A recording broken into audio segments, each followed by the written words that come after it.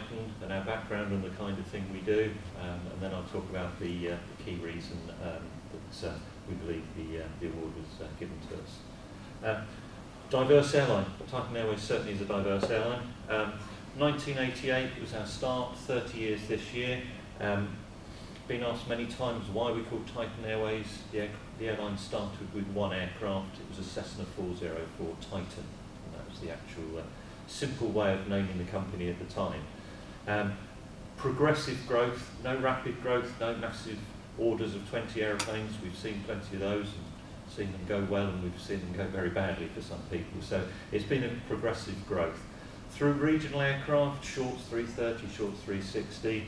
As I mentioned last night in my speech, the ATR was pivotal through the 90s to drive us towards the jet operations that we have today. In early 2000s, we had 9/11, and that changed the industry initially. Equally, it gave us some opportunities soon after in terms of enlarging or taking larger aircraft on the jet fleet. That led to a worldwide operating AOC in 2004, and we've just continued from strength to strength over the years ensuing from that. 14 aircraft fleet this summer, a mix of Airbus and Boeing aircraft, so Boeing 737, 757, 767, and then a mix of Airbus with A318, 320 and 321. What we actually do, we do regular charter flight operations, so summer we fly to Corsica.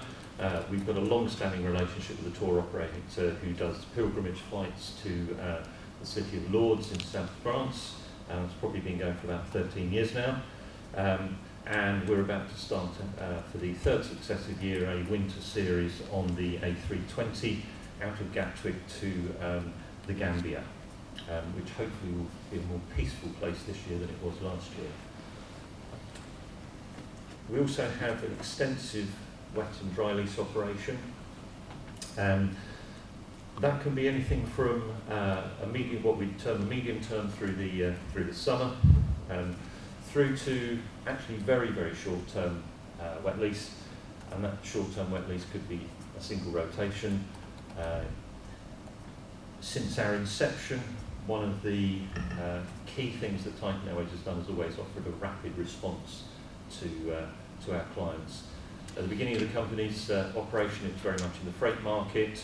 The company used to do a lot of work for Ford Motor Company, who had a just-in-time stock control system at the time, probably best described as just after time, considering the number of aircraft that they used to charter on a daily basis to move spare parts around Europe. Nowadays, it's other airlines who, when they have operational problems, that could be weather, crew, etc., they'll call us and try and, if we have availability at the time, we provide a rapid response from our base at Stansted. We have crew on standby and we'll react within 60 minutes of a confirmation from a customer airline. That service is invaluable, and especially in the era of EU 261.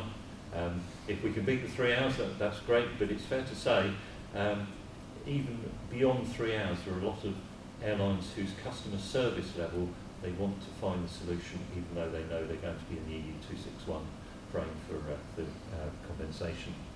So that work is still there.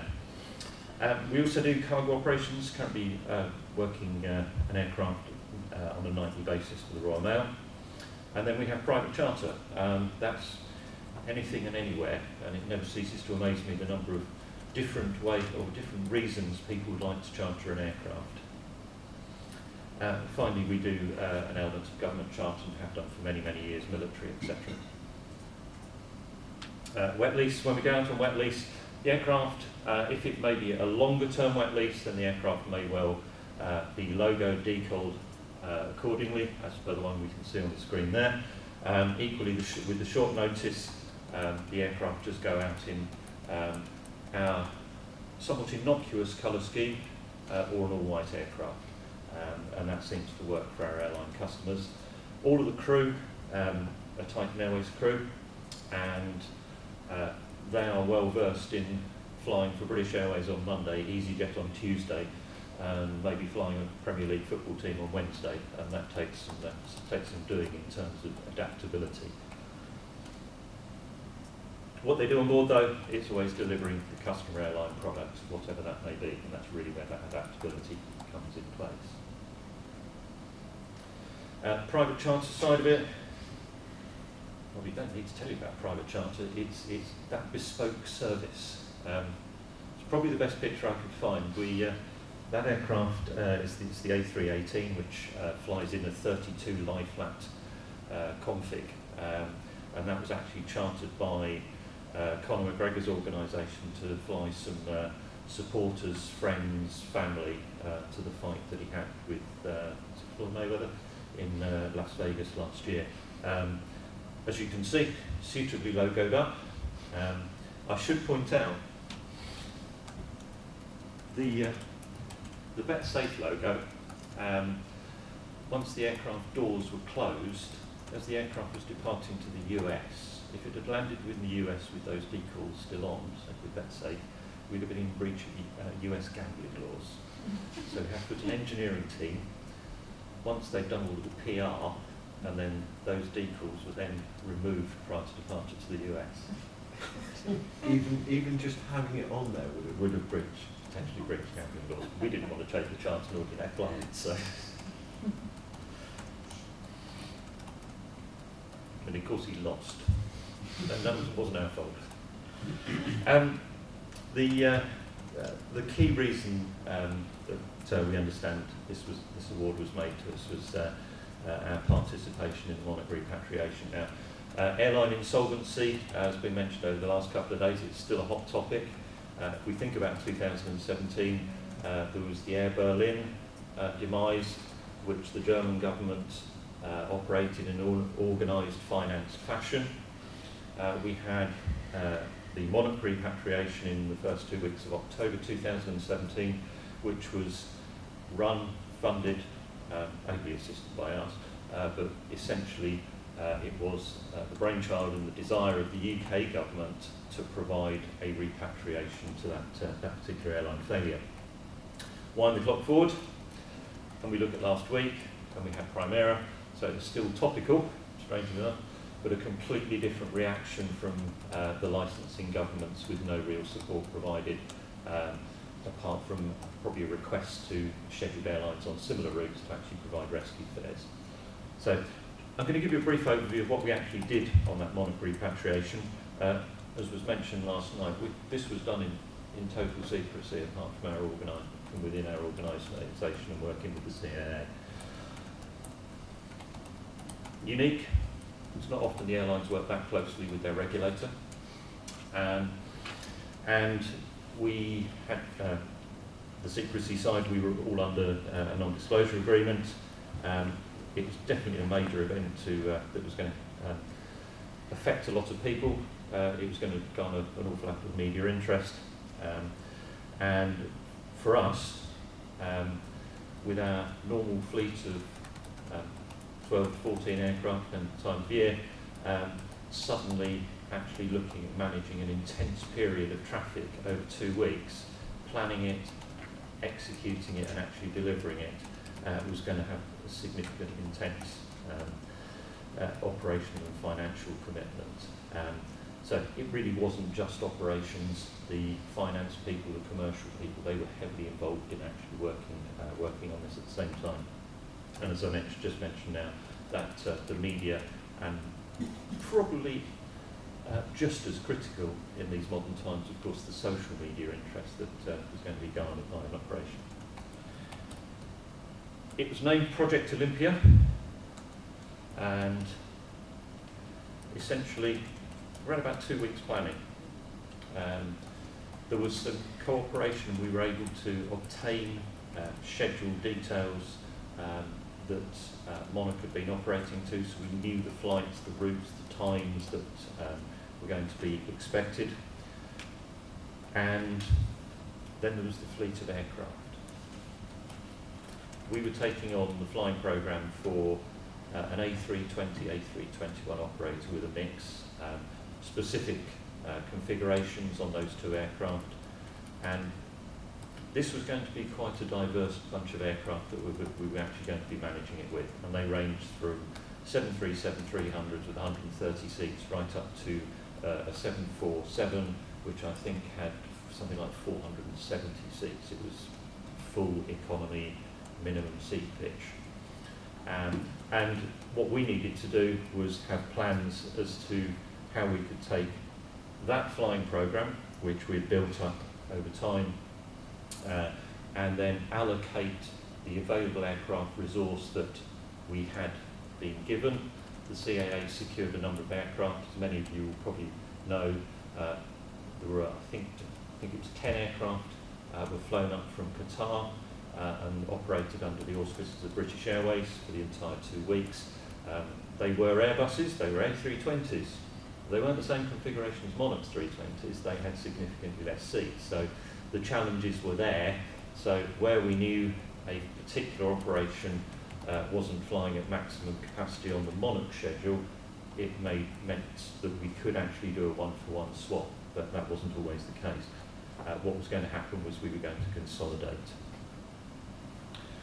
And our operational control system, which is from a Swedish company called Avialinks, they built that previous screen, a special work set to run this Monarch repatriation, and they also worked with us to design this report, which was critical to the whole operation. This was where we took the flights. So if we had a Faro flight going to Gatwick at 11 o'clock in the morning, and we had a Faro flight going at 11:30 to Luton or Birmingham, we had to look at what that passenger load was and take a decision what we combined the passenger loads onto, which aircraft would be suitable, which aircraft was based in the south of England to be able to do that. And the way the RIDO system worked, we were able to code it up so that we could then produce this report, which would tell the CAA Gold Command, who were based in London, which was being chaired by Andrew Haynes, who was Chief Executive at the time, exactly what the plan was, what the shortfall was. And there were occasionally where we would find maybe that 5-10 passengers couldn't be accommodated on that particular large aircraft. We'd put 2 flights together but still have a few spare. The CAA Gold Command were then able to manage those particular people. I think they tended to look, once they got access to the booking system, they tended to look for people who were travelling on their own. They'd be easier to shift onto scheduled services and keep families together on the repatriation. So that became an absolutely critical part to understanding how all of these consolidations worked. In the second week it became even more challenging because less and less people were travelling, because people had made their own arrangements, and for whatever reason, or people are actually travelling who booked, say, from Spain to the UK, and they weren't actually returning home, they were actually coming to the UK when their home was in Spain, so those people just didn't bother travelling. The CAA, for their part, put up a website, which I'm sure many of you saw at the time, and the aim was, from the outset, taking that consolidated flight programme, they then created a situation where any passengers who were stranded could access their particular flight on a particular day. It would show them what the old flight number was, and it would show them what the new flight number was and the time. So there was probably limited requirement for voice communication. I think people probably resorted to their iPads, their smartphones, to be able to get that information. And I think that was key. The media, obviously, that from 0400 on the 1st of October 2017, you guys were all told through press releases that Monarch had gone into administration, and then obviously the media interest started at that stage, as we can see. Day one, very quickly, and we didn't know how well this bit was going to go. We needed the cooperation of airports, handling agents, national authorities to actually make this happen. But very quickly, we saw airports actually buying into what was going on. This was probably one of the best examples. They'd even taken the old flight number from the Monarch, put it on the screen, and the new flight number that was going to be operating. Really helpful to the passengers, and it avoids the kind of initial panic that I think would have ensued, and probably did ensue with many passengers to start with. So by mid-morning, we got all the aircraft empty out to where they needed to be, and they all started coming back. And that was a very pleasing sight to see, I have to say. So we've got a number of flights coming in here from Turkey. We were able to use a Turkish operator for that. Various, trying to work out who they are, lots of British Airways in there. We had aircraft coming over from the US and Canada in support of this operation. It's from far and wide. As I mentioned earlier, we knew social media was going to be a thing, and it was. Briefly, one of my favourite, we haven't put the tweet on here, but there was a tweet between a passenger and the television programme Good Morning Britain, and the passenger had started off with "What on earth's going on? What on earth's going on?" an open tweet to Monarch and the CAA. Good Morning Britain responded and said, "We'd really like to talk to you, here's our phone number," to which was followed by, "I think I'll do that." Then it went quiet for about 2.5 hours. Good Morning Britain tweeted, "Have you got any more update for us?" And it came. And it said, "We've just landed at Luton. This is rather well organised." I think that was the end of that conversation. So there was the media interest on that we had, and we had tweets. We could see tweets from passengers, and that was a good indication that for both ourselves and the CAA, and probably fair to say that at the government level as well, that what we'd actually put in place was beginning to come to fruition and work well. I think this was an interesting slide, and this isn't. We can't take credit for this, but the level of detail that the operation at government level went into. There were times where passengers were being combined on flights, but not to the airport that was their original destination. So we would have to put a large aircraft into Manchester, but the passengers might require onward transfer to Leeds or back to Birmingham. And occasionally it might be 2 flights, not quite at the same time, so people might be slightly delayed at their arrival airport before they got on a coach to go to the final destination. We've got airports putting seating and bottled water to look after those passengers. So there's an immense amount of detail that we didn't know at the time. We were dealing purely with the aircraft operation and the planning of that. By the end of Thursday, we've moved 11,000, just over 11,000 passengers. Very pleased to see that that had happened. Next 14 days, just a couple of pictures of our operations centre that we set up in Stansted. Ordinarily, this setup would be used in the event of a crisis involving our airline. This was a unique use of that space for a completely different project.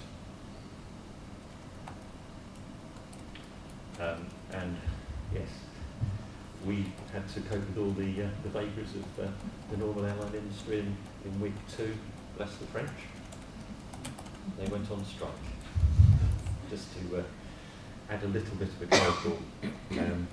The administrator, in fact, when they took over, as they do with other organisations, they retained a number of staff from Monarch. In fact, they retained some of their operational staff, who were then seconded into the operations centre at Stansted, and they provided some valuable inside information to their operation, especially in terms of the French ATC strike.